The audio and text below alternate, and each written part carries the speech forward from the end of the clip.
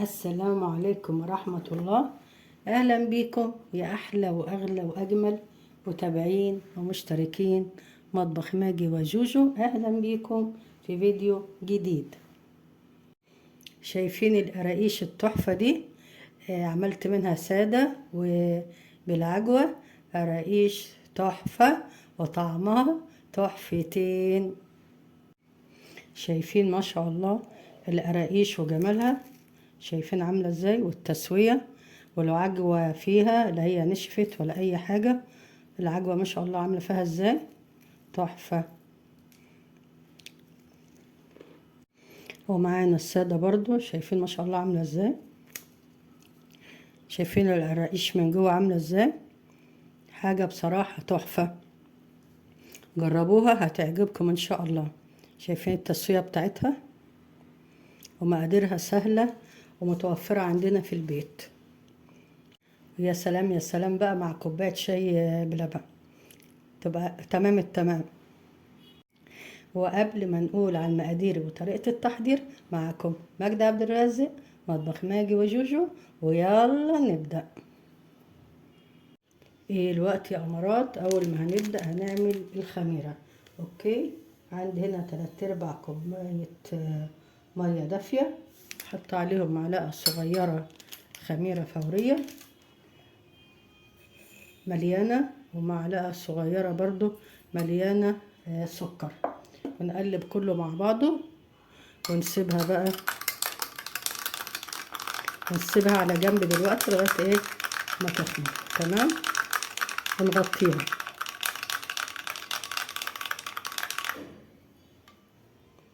بعد كده عندي البولة بتاعت العجان دي، فيها مع كوباية اللي هي المج بتاع الشاي العادي، سمنة وربع زيت. كوباية سمنة وربع زيت. أنا عاملة هنا سمنة بقري. تمام، وأي حاجة يعني عايزة تستخدمي بقري، جاموسي، نباتي، أي سمنة بتفضليها استخدميها. أحطها في العجان عشان تنعم معايا. هنا خلاص يا أمارات، ضربنا الزبدة لغاية ما فتحت لونها معايا بقى أبيض ازاي. بعد كده عندي بقية المكونات. عندي هنا ده نص كيلو دقيق، 2 معلقة كبيرة سمسم محمص، معلقة كبيرة سكر بودرة، نص معلقة صغيرة بيكنج باودر، ورشة ملح. هنا يا أمارات هجيب المكونات اللي عندي، اللي هو السمسم والسكر البودرة والملح والبيكنج باودر، ونقلب كله مع بعض. تمام، بعد كده هنضيفه على البولة اللي فيها السمنة. بعد كده هنبس بقى الدقيق مع السمنة. تمام، هنا ببس الدقيق وببسه على سرعة هادية عشان الدقيق ما يطيرش. تمام، بعد كده نبقى نعلي السرعة شوية.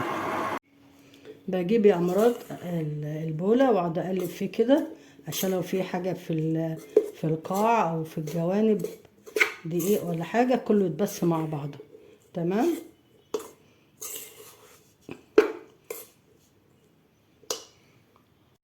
خلاص يا أمارات. هنا العجين اتبس مع بعضه ازاي. بعد كده عندي هنا بقى كوباية الخميرة، فاكرين اللي كنا عملناها في اول الفيديو. شايفين ما شاء الله الخميرة خمرانة ازاي. هضيفها بقى على بولة العجين ده، وهعجن اديله لفة كده يعني بالعجان. لو احتاجت مية ابقى احط له مية دافية تاني. تمام، شايفين هنا العجينة يا أمارات، هي مش محتاجة مية، هي كويسة على كده. شايفين ما شاء الله يا أمارات العجينة مش محتاجة سوائل تاني كده، 100 مش محتاجة مية معايا. عجينة زي الفل، عاملة زي الملبن. تمام، هحطها هنا في البولة وهريحها 10 دقايق قبل ما نشكلها. تمام، هنا يا أمارات بعد ما ريحت العجينة 10 دقايق، هاخد قطعة من العجينة هعملها رول. عملتها رول بالشكل ده. بعد كده هبططها. طبعا تحب تشكليها اللي انت المنظر اللي انت عايزاه، التقطيع اللي انت عايزاها تحبي تشكليها شكليها بيها.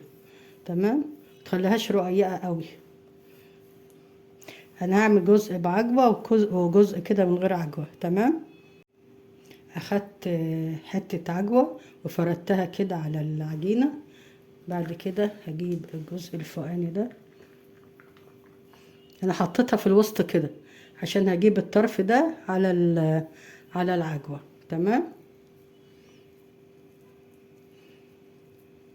لو حاجة عندي اتقطعت مش مشكلة، كله ايه تلزق مع بعض. تمام، نقفل عليها كده. لو في جزء عجينة اتقطعت يعني نزودها عجينة عادي، مفيش مشكلة ولا في اي حاجة خالص. هنبططها كده ونقطعها بقى التقطيع اللي احنا عايزينها.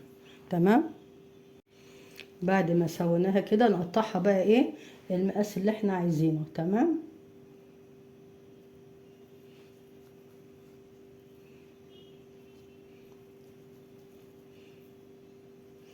تعمليها سادة، تعمليها بعجوة، زي ما انت عايزة تعمليها اعمليها. شايفين ما شاء الله العجينة عاملة ازاي؟ تحفة.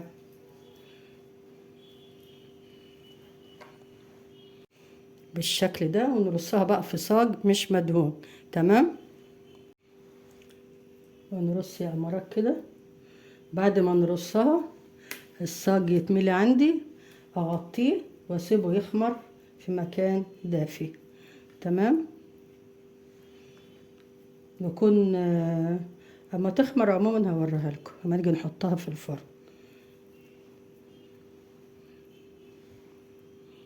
هنا يا امارات خلاص خلصت الصاج ده. الصاج ده حاشيه عجوه.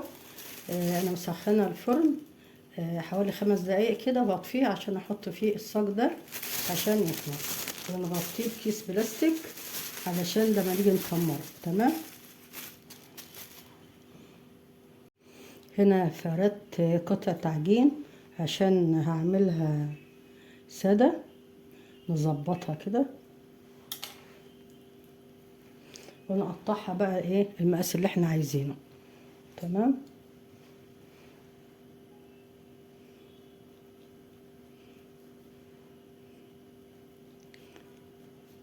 نقطعها كده، عايزة كبير صغير، واحطها برضو في صينية واغطيها وادخلها مكان دافي عشان تخمر. تمام،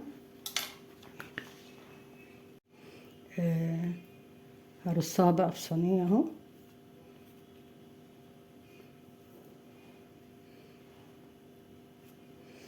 نبعد عن بعض شوية كده لان ايه لسه هتخمر. تمام،